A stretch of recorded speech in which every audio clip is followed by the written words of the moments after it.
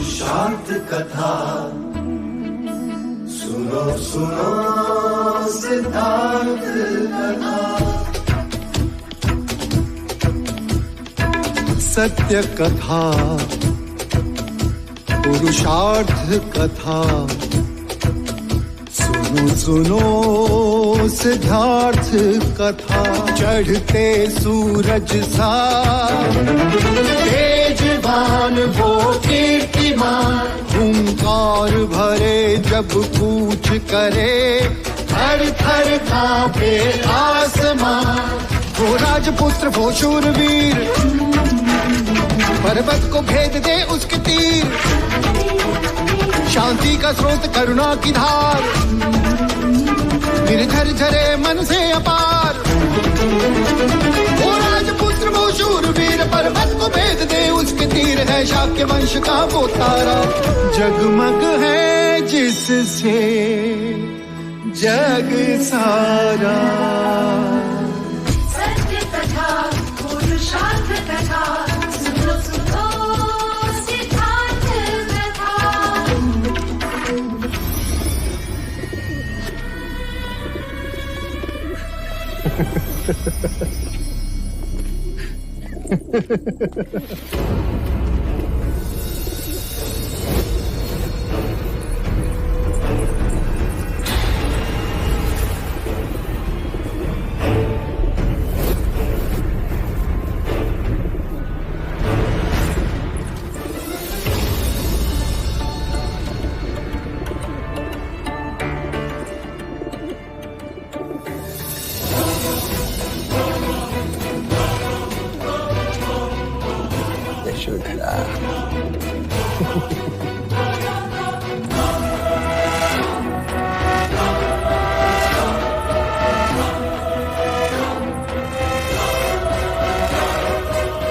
गोपा, क्या हुआ गोपा? तुम रो क्यों रही हो? किसी ने तुमसे कुछ कह दिया क्या? गोपा, क्या हुआ है? रो क्यों रही? यशोधरा, तुम्हें किस बात से पीड़ा पहुंची है पुत्र?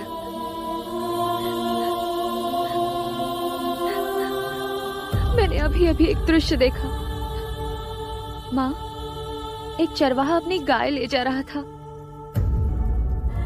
वो गाय भी खुशी खुशी उसके पीछे पीछे जा रही थी कि अचानक एक धनी वैश्य ने आकर उस गाय को चरवाहे से बलपूर्वक छीन लिया।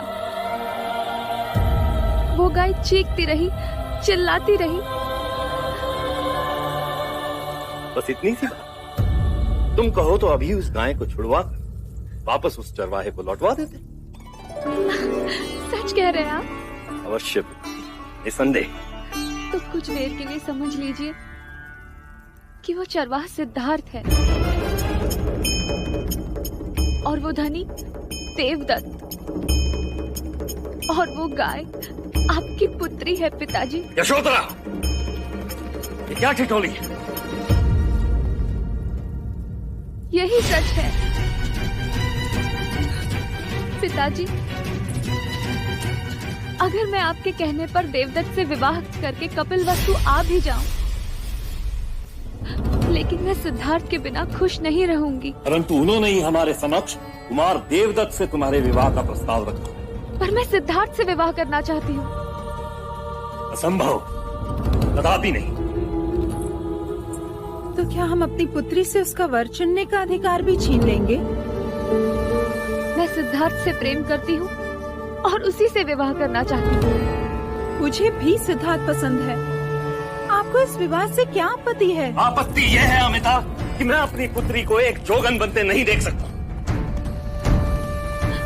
केवल एक बार कपिलवस्तु के लोगों से सिद्धार्थ के बारे में पूछे तो वो अपने युवराज को पूछते हैं पिताजी। किंतु जब युद्ध होता है तो उसमें एक बलशाली जीतता है, सन्यासी नहीं। और उसी सन्यासी ने कपिलवस्तु के गुरुकुल की प्रत्येक स्पर्धा में देवदत्त को पराजित किया है। छल कपट से पराजित किया है सिद्धार्थ ने। मैं उसे जीत नहीं मानता। तो फिर एक ही उपाय है, आप स्वयं उसकी परीक्षा लें।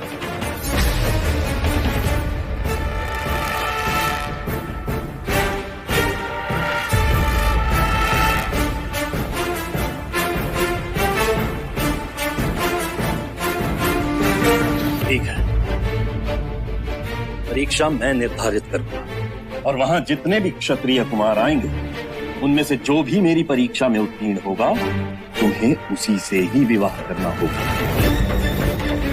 बोलो, क्या तुम्हें मेरा प्रस्ताव स्वीकार है? हाँ, आप जो परीक्षा लेना चाहे ले लीजिए, परंतु उत्तीर्ण युवराज सिद्धार्थ ही होंगे।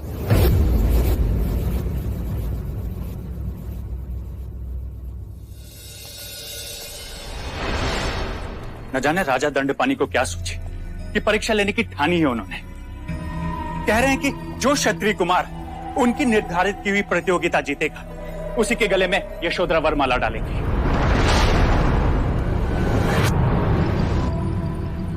तो आप व्यर्थ चिंतित क्यों हो रहे हैं? राजा दंडपानी की निर्धारित की हुई प्रतियोगिता हमारा देवदत्त ही जीतेगा। परंतु सिद्धार्थ उसे जीतने दे तब ना।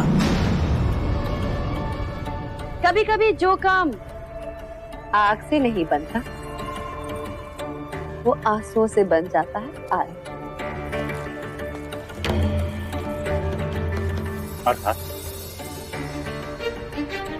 अर्थात जब मंगला ठान लेती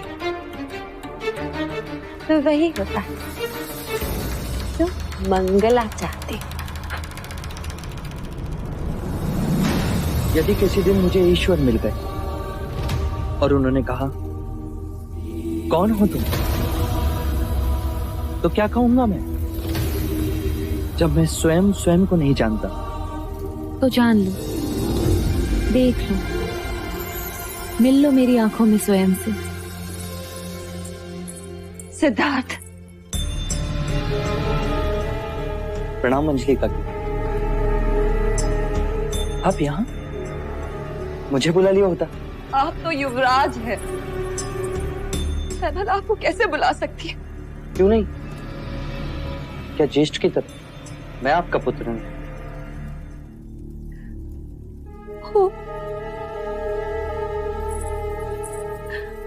वो तो तुम हमेशा से, और आज उसी अधिकार से तो एक माँ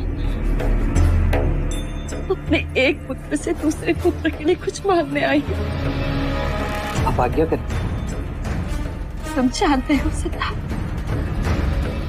मैंने राजा दंडपानी से देवदत्त के लिए यशोदा का हाथ मांगा है।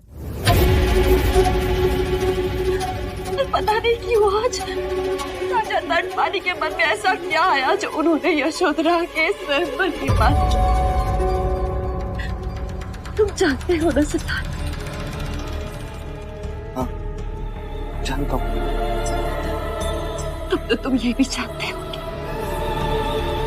इस समय पूरे शाक्यकुल में केवल ऐसे दो ही योद्धा हैं जो इस स्वयंवर को जीत सकते हैं।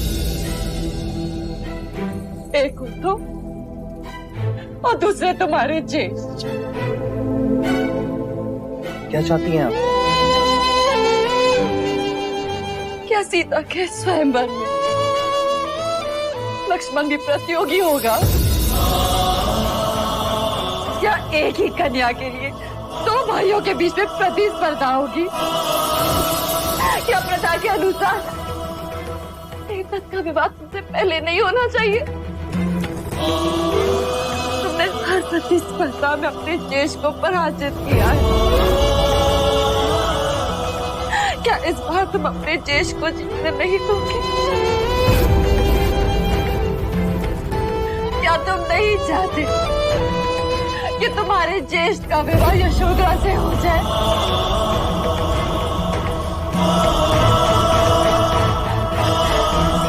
मैं तो ये भी नहीं चाहती कि तुम पराजित हो। ये कैसे संभव? संभव है यदि तुम इस स्वयंवर में हाथ डालो तो।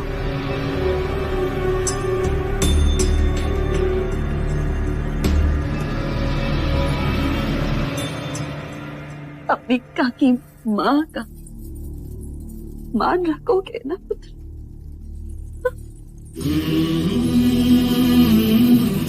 हाँ।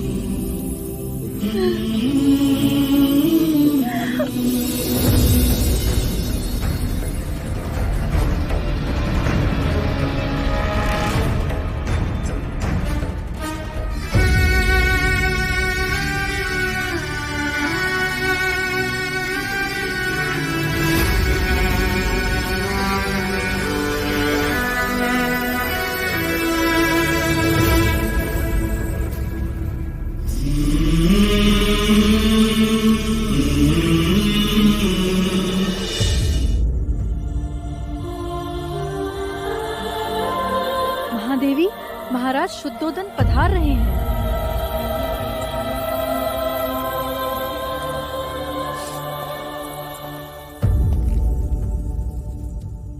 क्या बात है देवी, तुम्हारे आंखों में आंसू कैसे?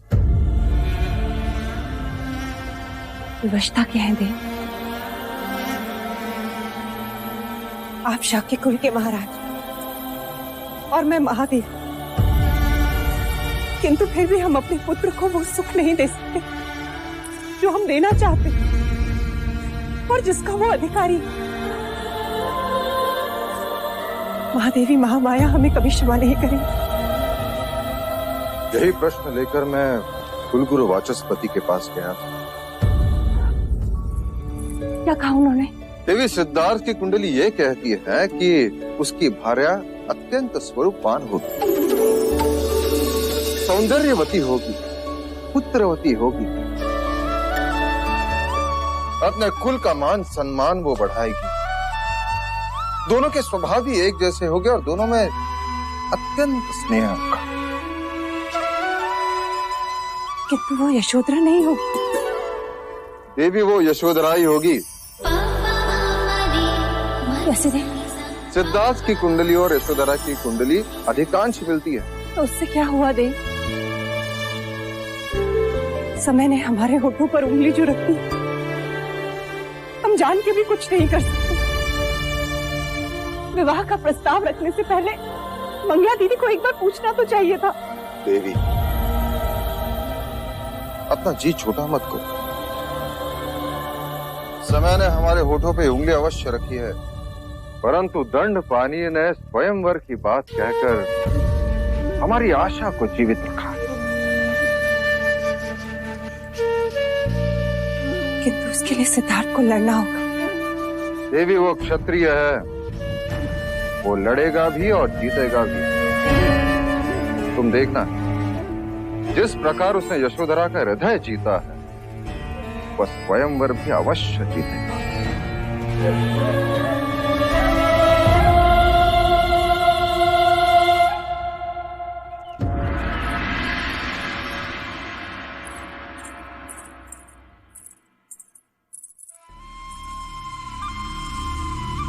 यशोधरा कहाँ जा रही है? वो सिद्धार्थ से मिलने। उन्हें ये बांसुरी लौटानी है ना। अच्छा, और साथ में ये भी बताना है कि उन्हें स्वयंवर में जीतने की तैयारी करनी है।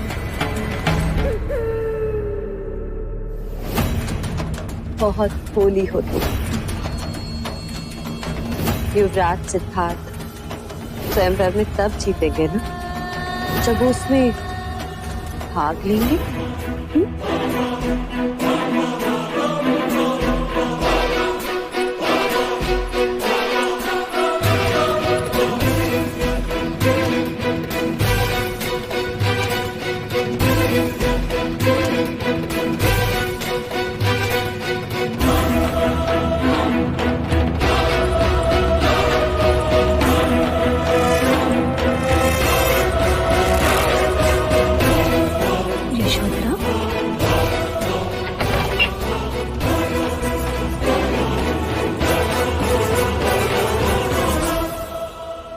गोपा,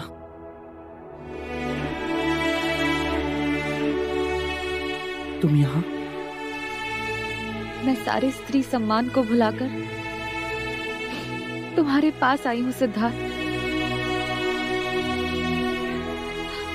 क्या उर्मिला की तरह तुम मुझे मेरे प्रेम से मिला सकते हो? तुम ज्येष्ठ की बात कर रही हो? इतना भी विवश मत करो मुझे कि उस विवशता के आगे मैं अपने स्वयं को भी खो दूं।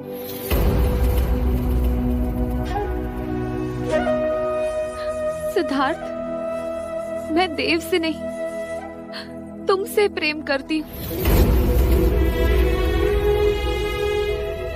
क्या तुम मुझसे विवाह करोगे?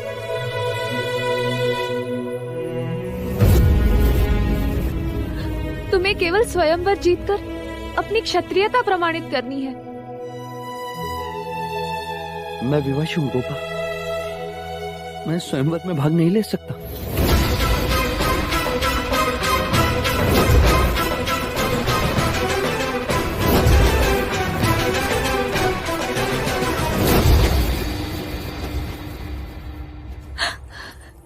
क्यों? क्योंकि ज्येष्ठ तुमसे विवाह करना चाहते हैं। और मैं क्या चाहती हूँ इसकी कोई चिंता नहीं तुम्हें, कोई विचार नहीं। और तुम क्या चाहते हो? बीज तो बो दिए, अब पुष्प को अपनाने से मना कर रहे हो।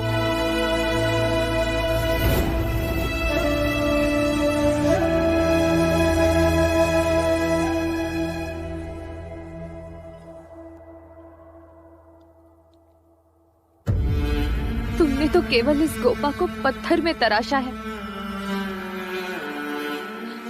पर इस गोपा ने तुम्हारे नाम से अपने जीवन को तराशा है युवराज।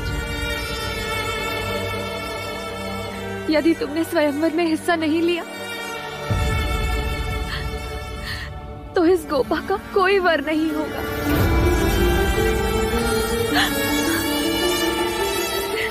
गोपा,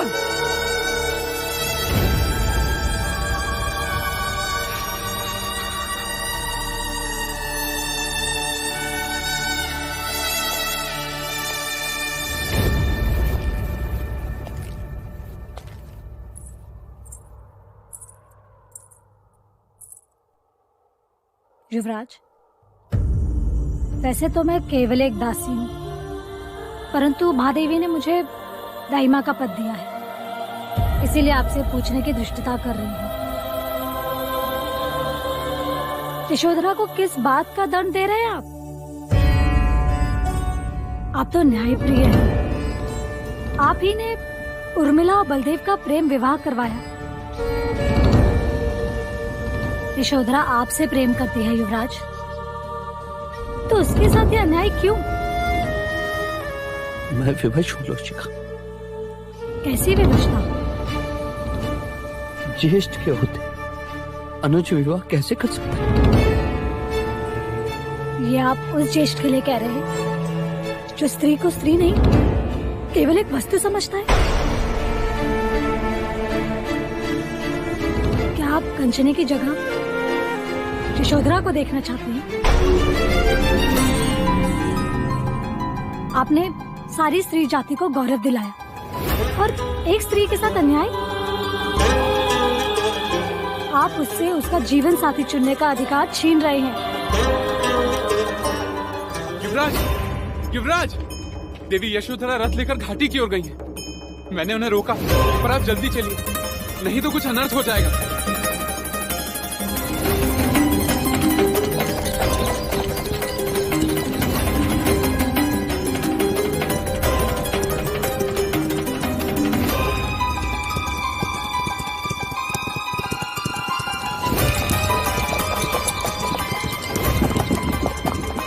गोपा, देवी यशोधरा,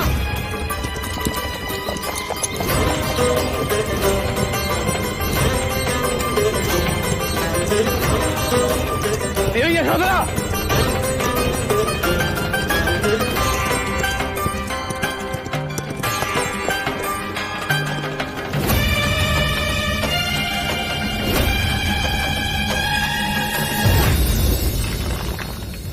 ये तुम क्या कर रही हो गोपा? तुम्हें कुछ हो जाता तो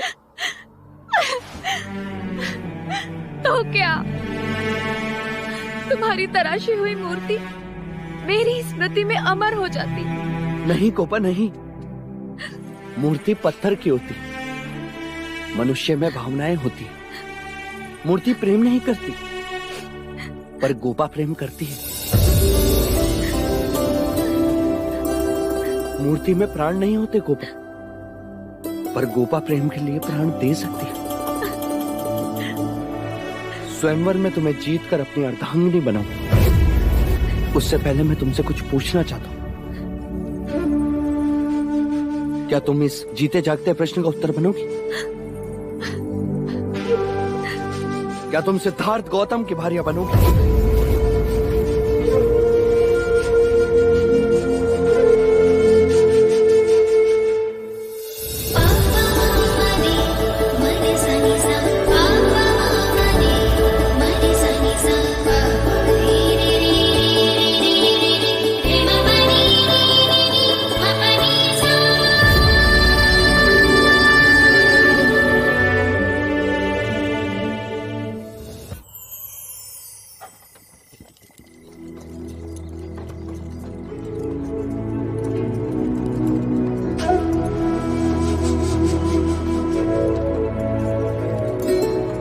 अब तुम्हारी आंखें नम क्यों हैं?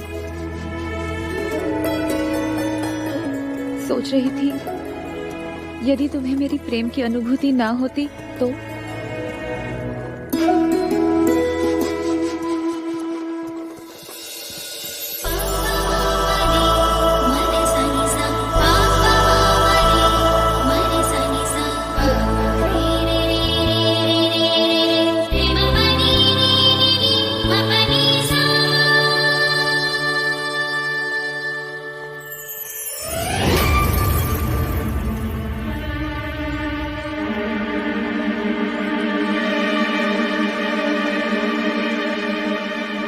विधाता ने क्या सोचा है वो तो पता नहीं, परंतु इतना अवश्य पता है मंगल कि देवदत्त की कुंडली तो बदलनी ही होगी।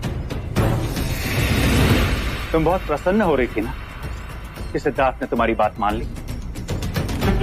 यहां मैं तुम्हें कुछ दिखाना चाहता हूं।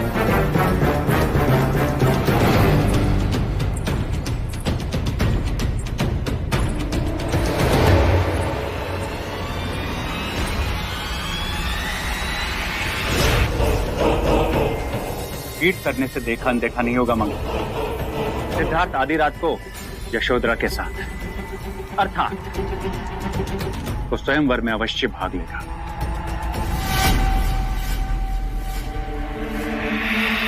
लेने दो उसे भाग,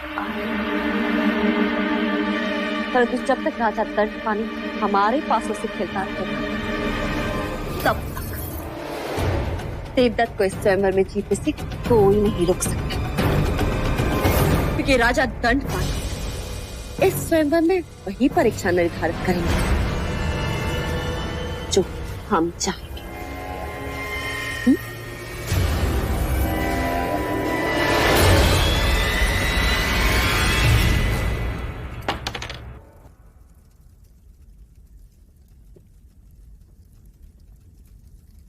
आपकी बारी।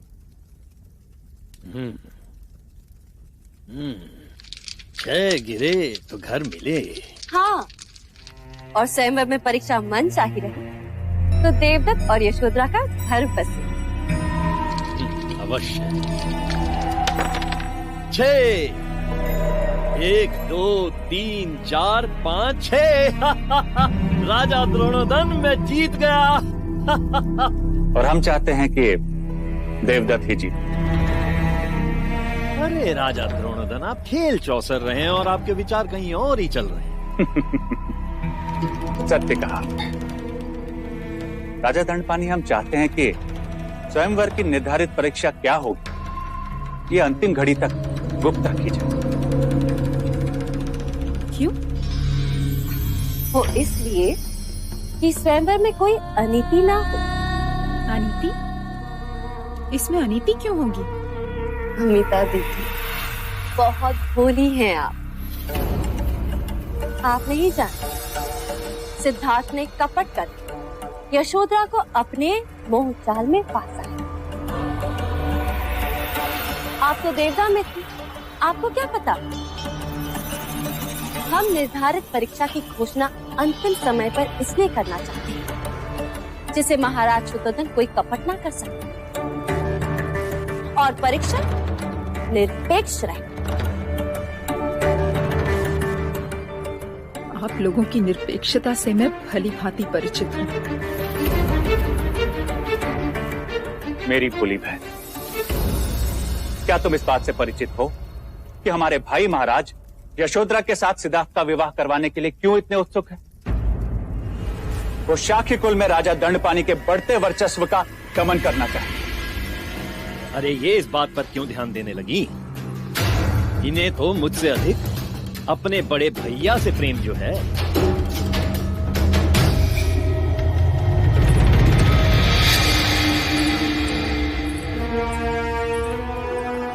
अब बताइए, आप मुझसे क्या चाहते हैं?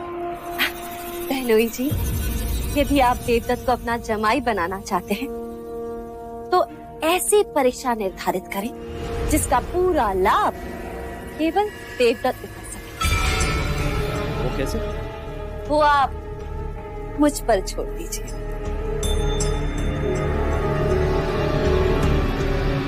ठीक है, आप जैसा चाहते हैं मैं वैसा ही करूंगा। मैं भी यशोधरा का विवाह एक क्षत्रिय के साथ करना चाहता हूं, किसी कायर के साथ नहीं। सिद्धार्थ को हमें हर हाल में पराजित करना ही होगा।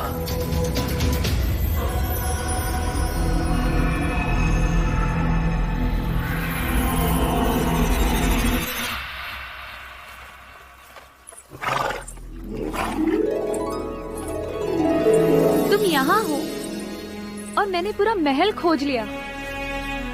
कंटक, ये गोपा है, गोपा, बिल्कुल तुम्हारी तरह, भोली भाली, भावुक।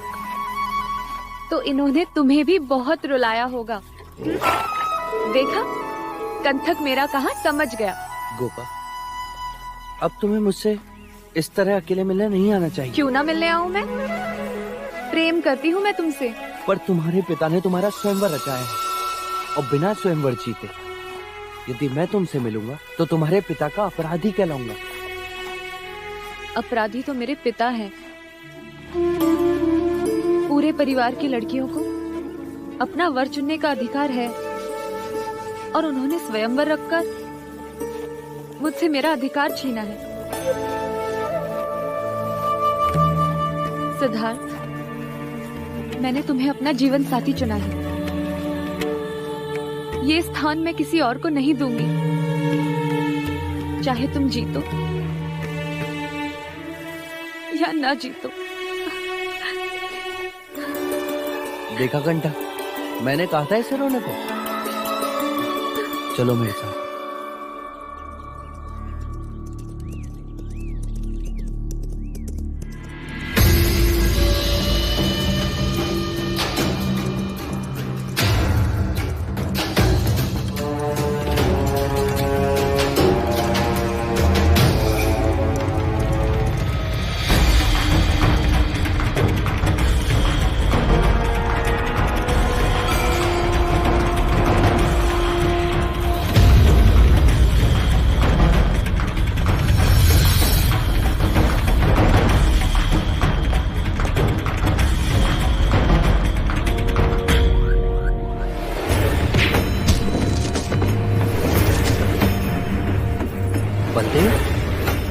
तुम? युवराज सिद्धार्थ,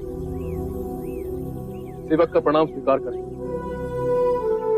मैं आपसे कब से अकेले मिलना चाह रहा था, पर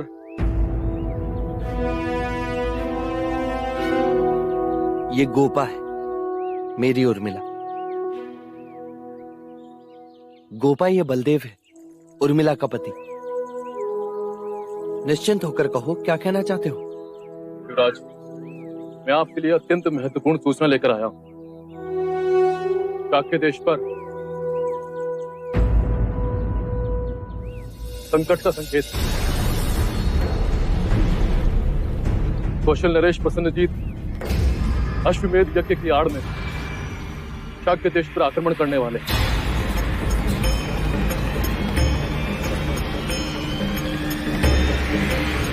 परंतु तुम इतने विश्वास के साथ कैसे कह सकते हो? प्रमाण भी है। कौन? बलदेव। बलदेव जिसने तुमसे अभयदान लिया था? वो राजदूत जिसके पीछे आपने सैनिक भेजे थे।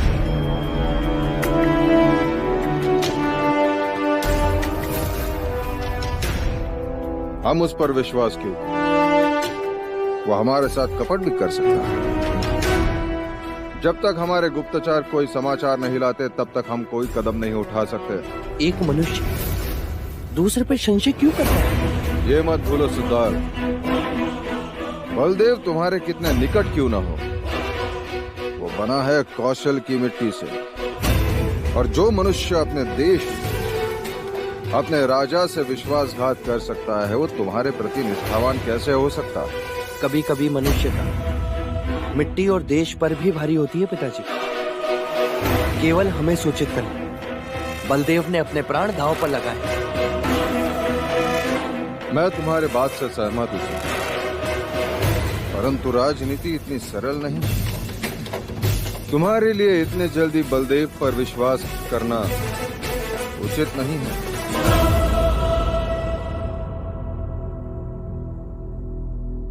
परंतु हम चौकन्ना अवश्य रहेंगे। शाक्य देश पर हम कोई आंच नहीं आने देंगे। पर तुम उनसे युद्ध क्यों करना चाहते हो? पिताजी, हर राजा चक्रवर्ती सम्राट बनना चाहता है। पुत्र, तुम्हारी ये महत्वाकांक्षा हमारे मित्र राज्यों को हमारा शत्रु अवश्य बना देगी। मगध और वैशाली शक्तिशाली राज्य। पिताजी, मुझे केवल शाक्यों पर आक्रमण की अनुमति चाहिए। सन्नजीत, तुम अच्छी तरह से जानते हो कि पश्चिमी देशों का जो भी व्यापार होता है वो हमारे राजमार्ग से होकर जाता है, जिसकी दी हुई चुंगी से हमारा राजकोष छलकता है। कहीं ऐसा ना हो कि सेनापति। जी महाराज।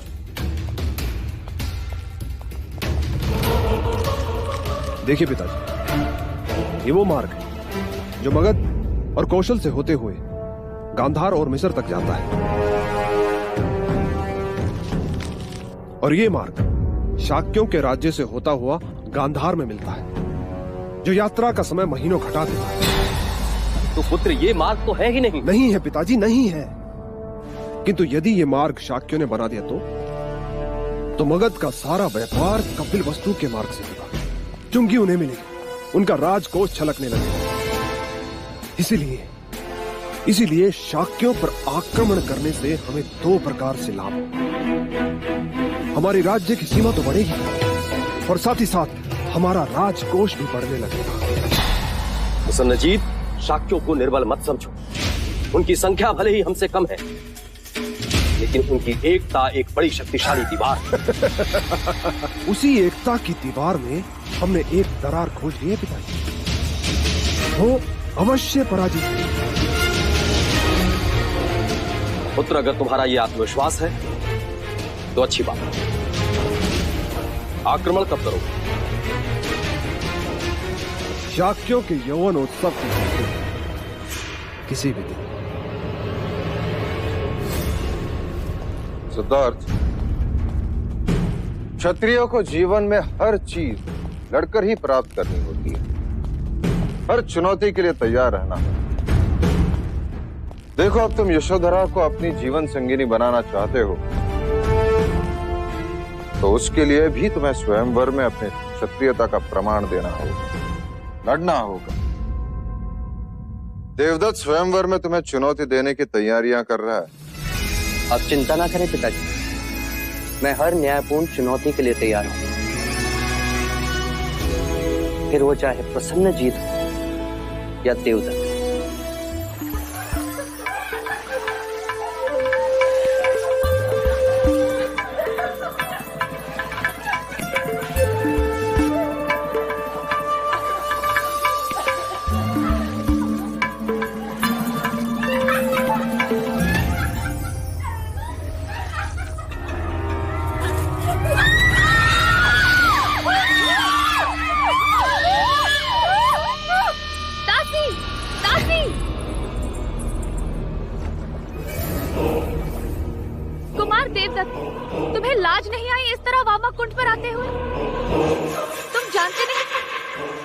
पुरुषों का आना निषेध है?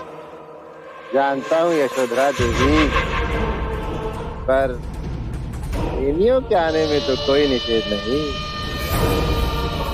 उन वस्त्रों को मत छूना देवदत्त, ये तुम्हें शोभा नहीं देता।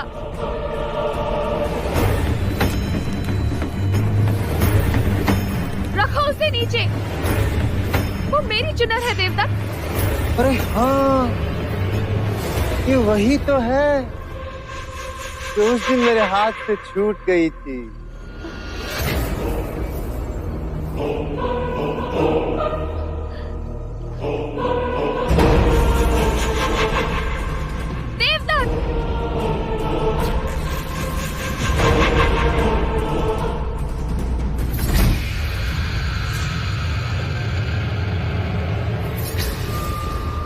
अरे घबराओ मत, मैं तो केवल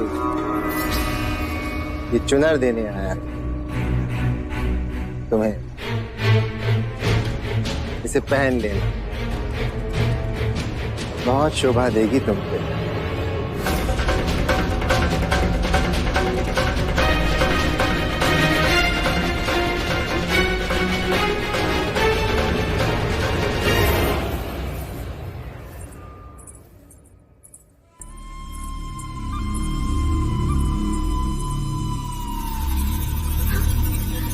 यशोधरा,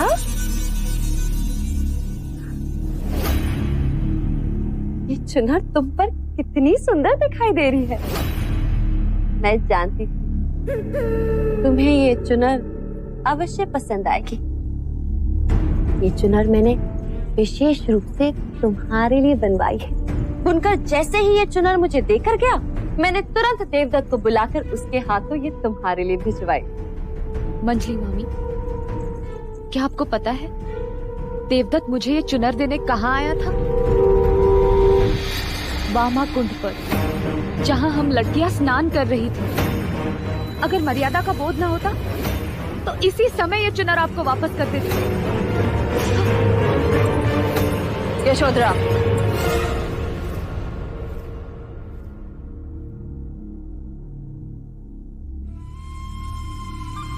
देवदत्त की ओर से मैं तुमसे क्षमा मांगती हूँ।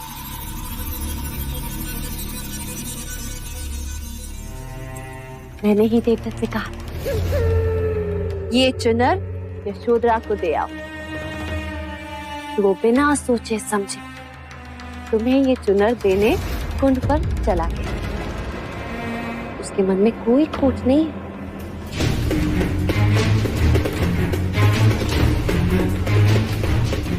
तुम ये बात किसी और से मत कहना।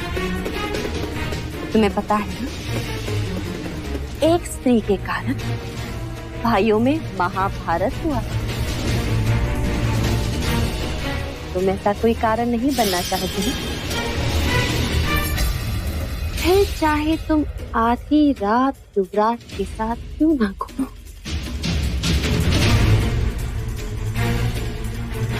जब आप इतना ही जानती हैं, तो आपको देवदत्त को समझाना चाहिए कि वो स्वयंवर से हट जाए। मैं बेबस और वो हटी। वो तुमसे ही विवाह करना चाहती और उसे कोई नहीं रोक सकता। वो दिन में घंटों गुरु अश्वपाल से युद्ध कला की शिक्षा प्राप्त करता। और तुम तो जानती हो देवदत्त कितना शक्तिशाली है। मैं तो भगवान से बस यही प्रार्थना करती हूँ, स्वयंवर वाले दिन सिद्धार्थ को कुछ ना हो, अन्यथा मुझे बहुत खेद होगा।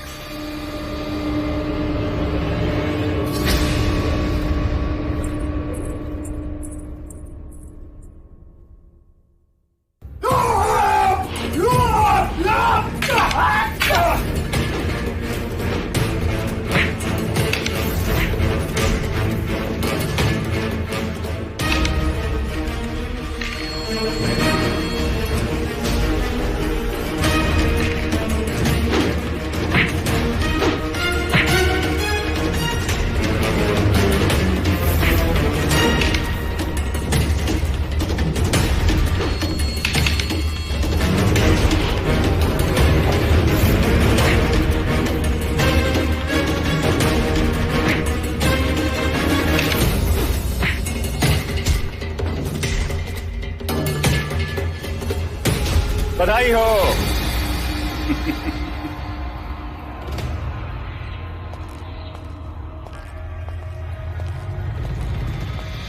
बधाई हो पुत्र।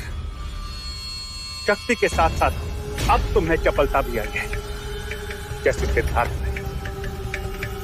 किंतु एक बात का ध्यान रखना कि सिद्धार्थ की उंगलियां तुम्हारी गर्दन तक न पहुंचेगा, अन्यथा फिर से तुम्हारी नस दबा के तो तुम्हें मूर्छित कर देगा।